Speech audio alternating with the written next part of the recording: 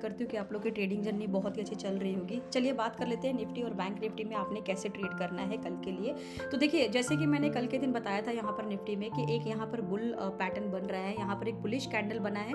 ये कैंडल जो है वो अगले दिन को सपोर्ट कर सकता है। तो अगर आप यहाँ पर डे कैंडल की बात करें, यहाँ पर अगर आप थोड़ा सा डे कैंडल सेलेक्ट करेंगे, ये अगर आपने डे कैंडल सेलेक्ट किया तो आपको यहाँ पर दिख जाएगा। ये आपका बैंक निफ्टी का है। तो पहले हम बैंक निफ्टी के बारे में बात करेंगे। मैंने कल बोला था कि यहाँ पर एक बुलिश कैंडल है।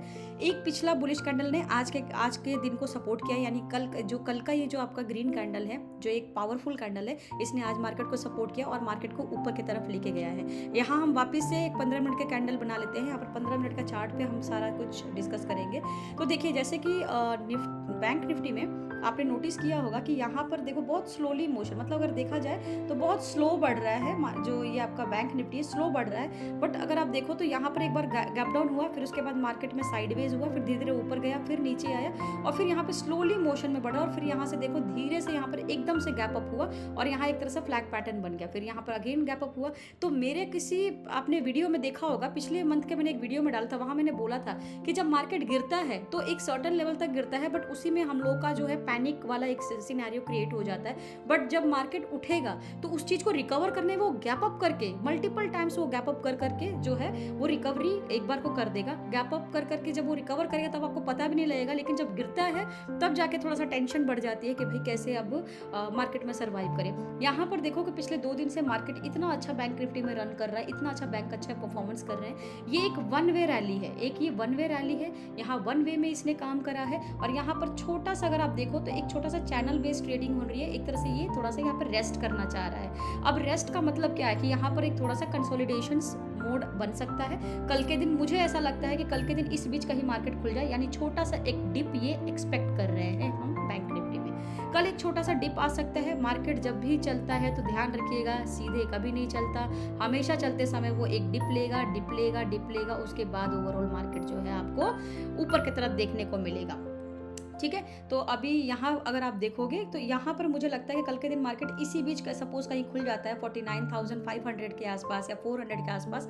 आधे घंटे तक वेट करेंगे, उसके बाद 5, 10 और 15 मिनट का कैंडल देखेंगे और वो अगर कैंडल जो है आपको उस कंसोलिडेशन में आपको पॉजिटिव कैंडल दिखे, पॉजिटिव साइड से बनता हुआ नजर आए, तो सबसे पहले वेट करना क्या वो 49,600 पे सस्टेन किया है। यहाँ अगर सस्टेन करके स्टे करता है, थोड़ा सा ऊपर की तरफ जाता है, तो अब आप इसके साइड से मतलब इस वाले लेवल से आप एक ऊपर के साइड का बुल साइड का आप एक कॉल साइड ले सकते हैं। यहाँ से आप ऊपर के साइड प्लान कर सकते हैं। अब ये कंफर्मेशन देखो कब हो सकता है, अगर मान लीजिए कि 49,600 को क्रॉस कर दिया और फिर वो 49,700 तक आ गया, यहाँ से कंफर्मेशन मिल जाएगा कि मार्केट अब थोड़ा सा बैंक निफ्टी ऊंचाइयों की तरफ जाएगा और एक नया हाई बना सकता है। नया हाई मतलब जो ऑलरेडी पहले का हाई बना है, बट कल एक हाई बना सकता है। तो जैसे कि मान के चलो, मुझे ऐसा लगता है कल 50,196 का मुझे लगता है कि एक रेसिस्टेंस, स्ट्रॉन्ग रेसिस्टेंस है कि 50,196 को क्रॉस किया तो फिर आपको जो है वो आपको 50,600 का मुझे एक लेवल दिख रहा है कि यहाँ पर आपको एक स्ट्रॉन्ग जो है एक सपोर्ट दिख रहा है। इस सपोर्ट के बाद जो दूसरा स्ट्रॉन्ग रहेगा वो ये रहेगा, यानी अगर आपको आधे घंटे में यहाँ पर मार्केट गैप डाउन होता है तो डिप देखो, डिप से डरना नहीं है। डिप एक इसलिए आता है क्योंकि मार्केट का नेचर है थोड़ा सा डिप ले लेके ऊपर की तरफ जाना। इस नेचर को ये फॉलो करेगा ही। हम भले पैनिक करें, बट मार्केट का एक नेचर है वो हिस्टोरिकल चीज़ों को बिल्कुल दोहराएगा, तो हमें उसके साथ चलना है, हमें उस ट्रेंड के साथ चलना है। तो हमेशा याद रखिएगा, ट्रेंड इज़ योर फ्रेंड। ठीक है, तो अब यहाँ से जो स्ट्रॉन्ग रहेगा वो इस तरीके से जो बैंक निफ्टी में लास्ट रहेगा वो 50,600 के आसपास का मुझे एक लास्ट लगता है कि यहाँ तक एक स्ट्रॉन्ग जो है रेसिस्टेंस बन रहा है और यहाँ पर मुझे लगता है कल मार्केट आपको एक देखने को मिल सकता है। और देखो बैंक निफ्टी तो 700-800 पॉइंट, 500-600 पॉइंट यूं दे देता है, अगर गिरता है तो 300-400 पॉइंट एक बार में गिर जाता है। तो ओवरऑल पॉजिटिव मेरा सेंटीमेंट है बैंक निफ्टी के साइड। तो चलिए अब एक बार बात कर लेते हैं कि निफ्टी में डेटा क्या कह रहा है। तो जैसे कि ये निफ्टी का चार्ट है, निफ्टी में भी अगर आप देखो तो यहाँ पर भी एक कल का कैंडल ग्रीन था और आज भी अगर देखोगे तो यहाँ भी कैंडल आपको एक ग्रीन में ही नज़र आया है। मैं इसको एक बार डे कैंडल में भी आपको दिखा देती हूँ। ये डे कैंडल है, अब ये ऐसे ही देख लो आप कि डे कैंडल है और उसके बाद एक ग्रीन कैंडल बना। पिछले दिन का कैंडल ने आज सपोर्ट किया, ऊपर की तरफ मार्केट को लेके गया है। तो हमेशा याद रखिएगा जब कोई कैंडल स्ट्रांग बनता है तो उस पर आप बिलीव कर सकते हो, वो कैंडल डेफिनेटली चाहे रेड हो चाहे वो ग्रीन हो, वो अपना परफॉर्मेंस देता है। ठीक है, सो एक आप लोगों को मैं क्लू देती हूँ कि यहाँ पर आप गेस करना ये कौन सा पैटर्न बना है नीचे, ये वाला। और ये क्या पॉजिटिव है या नेगेटिव है, ठीक है। ये थोड़ा सा ड्राइंग गलत हो गया मेरा, बट आप गेस करना। चलिए एक बार बात कर लेते हैं निफ्टी में। तो निफ्टी में अगर आप देखो कि यहाँ एक वन वे रैली हुई है, एक वन वे रैली हुई है। यहाँ पर मार्केट खुला, उसके बाद अच्छा खासा ऊपर के लिए आया और यहाँ पर एक छोटा सा डिप आया। उसके बाद आज मार्केट में भी फिर एक सीधा वन वे रैली हुई है।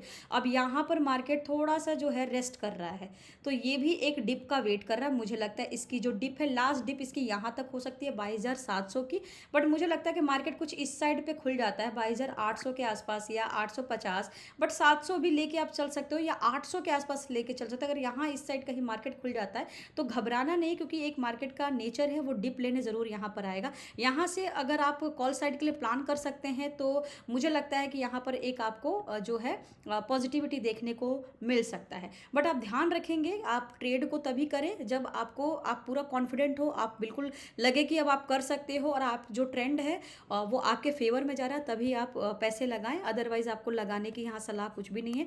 आप अपने एनालिसिस खुद करें, हम यहाँ पर सिर्फ आपको सिखाते हैं, समझाते हैं, ताकि आपको बेसिक चीज़ें क्लियर हो, ठीक है। तो हमेशा अपने चार्ट को एनालाइज खुद करें, समझे, कैंडल को समझे, उसके बाद ही ट्रेड ले।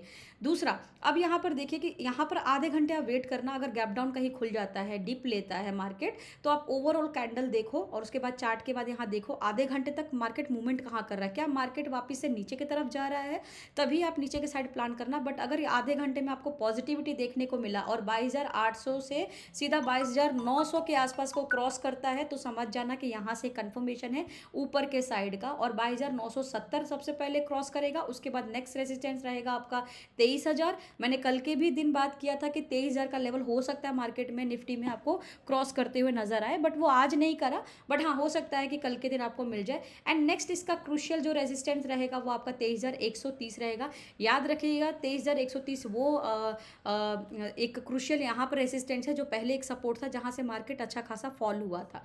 तो ये एक स्ट्रॉन्ग यहाँ पर मुझे रेजिस्टेंस लगता है, और यहाँ से मुझे लगता है कि अगर यहाँ सस्टेन किया तो और भी अच्छा खासा आपको ऊपर के साइड मूवमेंट देखने को मिलेंगे।